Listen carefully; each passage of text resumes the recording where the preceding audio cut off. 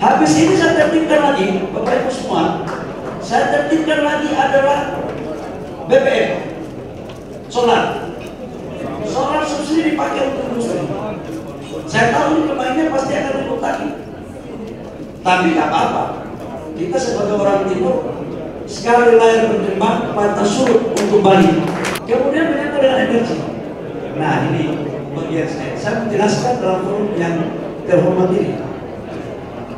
Bapak Ibu semua, terkait dengan kedaulatan energi, saya menjelaskan subsidi energi kita yang kami tangani yang negara sekarang lakukan itu adalah BBM, itu sekitar 150 sampai 150 triliun rupiah.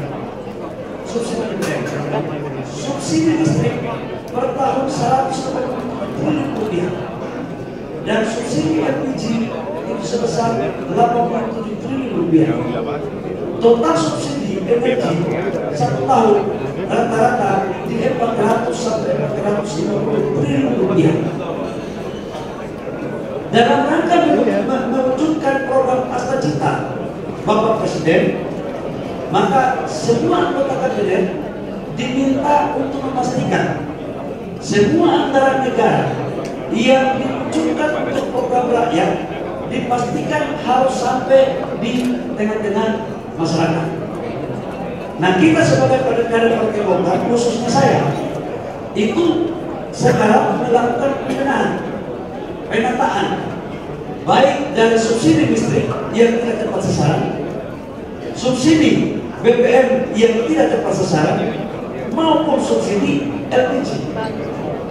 Bapak Ibu semua, apa yang terjadi satu minggu ini merupakan kejadian yang mungkin orang anggap itu luar biasa, tapi ini terjadi sudah puluhan tahun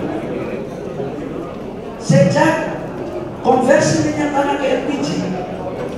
Harga LPG di Republik Indonesia untuk rakyat belum pernah harganya naik. Subsidi negara kepada rakyat untuk LPG 3 program satu tahun itu 3 bulan lebih. Satu tahun.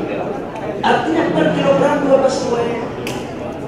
Harga ke masyarakat itu hanya 4.250. Tapi kemudian bisa rakyat beli sampai dengan harga 25.000, ada yang 30.000, ada yang 23.000. Idealnya itu maksimal di angka 18.000, 19.000. Yang menjadi pertanyaan kemudian adalah, apakah ini kita biarkan? Kalau memang kita konsen Golkar sebagai bentuk daripada partai yang memperjuangkan apa yang menjadi hak rakyat harus dikasih, saya berpandangan ini harus kita luruskan yang baik. Kemudian kami melakukan kebijakan, Bapak Ibu semua. Saya di dalam rapat kerja ini saya menjelaskan. Bapak Ibu tahu, setelah saya masuk, saya melihat ada yang tidak beres. Dua pilihan. Apakah saya ikut yang tidak beresan ini, atau saya berubah untuk yang tidak beres menjadi beres? Itu pilihan bagi saya. Sebagai kader Golkar yang berangkat dari bawah dan berproses dalam keluarga yang serba keterbatasan, yang pernah merasakan hasil dana subsidi beras jatah, rasanya hati ini bergejolak melihat yang lain berpesta pora dan memanfaatkan fasilitas negara. Hati saya bergejolak. Saya ingin menjelaskan secara detail, Bapak Ibu semua. Harga Pertamina yang harus sampai dengan agen itu harganya 12.750. Itulah harga negara membayar. Pertamina, agen ke Pangkalan, Pertamina menjawab kepada saya maksimal 2.000. Harusnya berarti 15.000 rupiah. Kalau kemudian Pangkalan ke Pengencer atau sekarang saya jadikan menjadi sub Pangkalan, harganya harus maksimal 18.000 atau 19.000. Udah maksimal. Yang terjadi apa Bapak Ibu semua? Harganya bisa sampai dengan 25.000, 23.000, 30.000. 30.000. Kalau sepertinya yang terjadi, apa kita biarkan? Partai Golkar hanya diam biarkan semua kejadian ini. Saya tahu ini adalah keputusan yang tidak populer bagi saya. Tapi untuk memastikan hak-hak rakyat mendapat dari apa yang negara berikan, maka jangankan popularitas, nyawa pun saya siap berikan untuk rakyat bangsa negara. Itu kira-kira semua. Kalau saya mengurai uangnya puluhan triliun, Bapak Ibu bayangkan 18.000 yang harusnya rakyat dapat dijual 25.000, selisihnya berapa? 7.000. Itu sudah sekitar 15%, hampir 20% dari subsidi. Kalau 15% sampai 20% kali 87 triliun, itu sudah sama dengan 15 sampai 17 triliun rupiah. Itu baru selisih harga. Pasti Ketua Golkar Kalimantan Timur dan Gubernur Kalimantan Timur terpilih Pak Rudi ini ngerti ini sebagai mantan pengusaha di dunia migas. Yang kedua, oplos. Itu dioplos, minta ampun. Gas 3 kilogramnya diambil, dioplos ke tabung 12 kilo. Kemudian dijual ke industri. Itu rata-rata 5-10% bocornya. Sudah begitu lagi harga, LPG itu coba cek, benar nggak 3 kilo? Ada yang cuma 2,5 kilo, ada yang cuma 2,4 kilo. Jadi ada 3 potensi kebocoran daripada LPG. Satu adalah harga, yang kedua adalah oplos, yang ketiga adalah volume. Rata-rata kalau 25% sampai 30% yang bocor, subsidi tidak bisa tepat sasaran kali 87 triliun, itu sama dengan kurang lebih 25 triliun Bapak Ibu semua. Negara memberikan subsidi yang tidak tepat sasaran, dan ini dinikmati oleh sekelompok orang.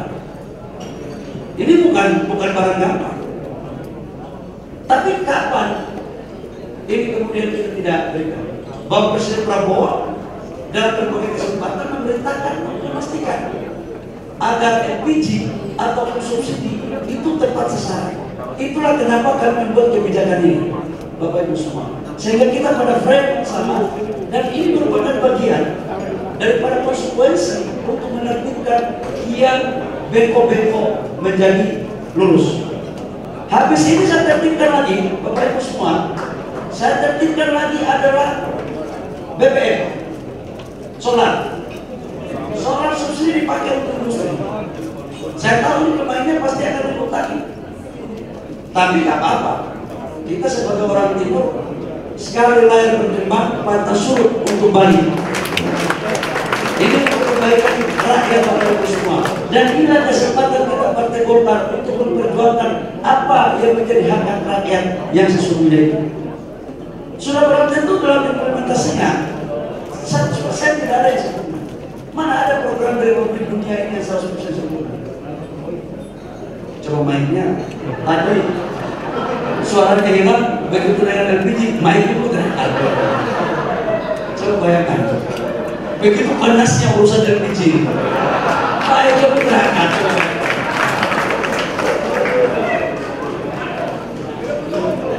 Nah, Bapak Ibu semua, inilah yang sekarang kita lagi luruskan. Dari agen ke pangkalan itu pakai aplikasi, pakai sistem. Itu masih bisa kita tracking. Ini kan yang mendapat penugasan kita Pertamina, Patra Niaga. Tetapi dari pangkalan ke pengencer yang sekarang kita rubah menjadi sub pangkalan, ini nggak bisa kita ikuti. Abu leken itu terjadi di sini. Ini abu leken itu terjadi di sini, Bapak Ibu semua. Makanya saya tertibkan abu leken ini. Semua harus tertib dengan memakai aplikasi. Tujuannya apa? Agar memastikan apa yang menjadi hak-hak rakyat di tingkat bawah itu kita lakukan. Kemarin ada sedikit yang kurang pas menurut saya, dan saya sudah beritahu kepada rakyat adalah sub pangkalan ini, pengencer ini tiba-tiba kita stop. Ini yang kemudian sekarang kita rubah bertahap, kita lakukan penataan agar tetap mereka bisa berjalan, dan sekarang mereka sudah bisa berjalan. Wakil Ketua Komisi 12 ada, Ketua Komisi 12 ada. Bapak sebagai Ketua Komisi 12 yang tentunya Partai Golkar ngomong juga seperti itu. Hati-hati, ini ibarat sebuah kapal. Jangan teman-teman pikir kapal ini masuk arang. Justru disinilah nakoda kapal melihat ABK dan penumpang kapal siapa yang masuk arang. Saya ingin justru bukan seperti ini. Ini juga dalam sejarah itu ada instrumen diuji mana ABK dan anak buah kapal yang taat pada tujuan kapal, dan mana yang memang dia kapal ini meloncat atau mendorong-dorong kapal ada sekat terbalik, turun nakoda selesai dua gitu. Cuma nakoda satu ini kan sudah sering bermain di ombak-ombak itu, jadi insya Allah lah no problem, nggak ada masalah. Ya mereka boleh lah ya. Tapi itulah dinamika kita di dalam Partai Golkar. Tapi saya yakinkan kepada mereka semua bahwa dinamika ini semakin mensolidkan kita, semakin memperkokoh kita untuk mendukung pemerintahan Pak Prabowo dan Mas Gibran. Yang berikut adalah program yang kelima tentang sukses agenda politik pemerintah pada pileg, pilpres, dan pilkada 2029. Bapak Ibu semua, tadi saya sudah katakan bahwa tidak ada partai politik di Indonesia atau di dunia manapun yang tidak ingin untuk menjadi yang terbaik. Dan untuk menjadi yang terbaik harus kerja keras, sinkron dan kompak. Makanya saya katakan bahwa tidak ada sebuah partai yang menjadi survive, yang menjadi hebat tanpa ada kekompakan. Nah di sini saya minta kekompakan kita semua. Dan target kita 2029, kita harus menjadi yang terbaik, baik di pileg, kabupaten kota, provinsi, pilpres maupun pileg untuk pusat. Target kita adalah 102 kursi ke depan harus kursi kita naik, dan itu tergantung daripada ketua wakil ketua umum bidang kepartaian dalam menseleksi kader-kader kita. Cuman dalam berbagai pertimbangan dari wakil ketua umum agar ada semacam sistem yang dianut untuk kebersamaan. Dan saya baru tahu juga dari perintah Bung Freddy kemarin di acara presentasi, ternyata ketua umum ini adalah sekaligus mandataris Munas. Saya baru tahu. Jadi teman-teman ketua DPD 1 mohon untuk sosialisasikan ketua umum itu mandataris Munas, kira-kira begitu. Artinya setiap saat ketua umum bisa membuat keputusan, nanti bertanggung jawab di Munas. Jadi kira-kira begitu. Nah dalam rangka penertiban yang kapal ini berjalan terus. Bagi anak buah dan ABK kapal yang tidak setuju, saya pikir menyesuaikan betul dengan kapal ini untuk menuju kepada karya kita semua. Saya pikir Bapak Ibu semua itu yang perlu sampaikan. Saya harap makasih materinya banyak sekali. Selebihnya saya tidak bisa membaca lagi karena waktu kita cukup. Nggak boleh terlalu banyak ngomong. Jangan belum, udah banyak ngomong. Bapak Ibu semua, saya pikir ini pandangan saya sebagai ketua umum dari Partai Golkar dalam acara Rakernas kita ke depan. Yakinlah bahwa DPP Partai Golkar solid, dan untuk musda-musda saya akan turun kepada seluruh provinsi. Itu janji saya. Saya akan turun, kalau tidak di pembukaan musdanya, di penutupannya atau di pelantikannya, saya akan turun. Menyambut siapa yang calon ketua umum, biasa kayak Golkar. Silakan berkomunikasi yang baik-baik. Ketua DPD Golkar Provinsi khusus di musda-musda ya, silakan dikomunikasikan. Ada Pak Kahar, Wakil Ketua Umum Bidang Kepartaian, ada Pak Adis, ada Pak Idrus, ada Pak Wihaji, iya Pak Aceh, ada Bang Bambang ya, ada Pak Doli, apalagi Sumatera Pak Doli. Kira-kira dari semua wilayah yang ada sedikit mulai anak Sumatera. Udah banyak WA dan berita, khususnya PLT-nya Pak Adis, Lampung kan kira-kira begitu. Ini agak, ya gitulah. Yang aman kelihatannya panggil kita kalian ya, wakil ketua bidang timur, karena ada Bang bangsa Abang Widin yang mengawal di sana. Jadi saya pikir itu Bapak Ibu semua, terima kasih dengan mengucapkan Bismillahirrahmanirrahim versi HIPMI atau versi HIPMI atau versi Golkar. Golkar.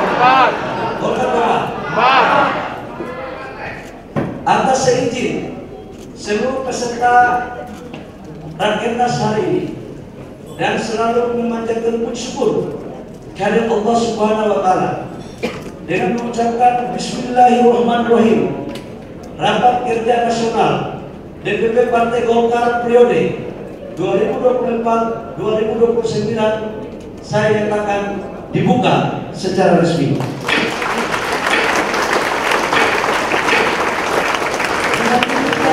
Terima kasih. Wabillahi taufiq wal hidayah. Wassalamu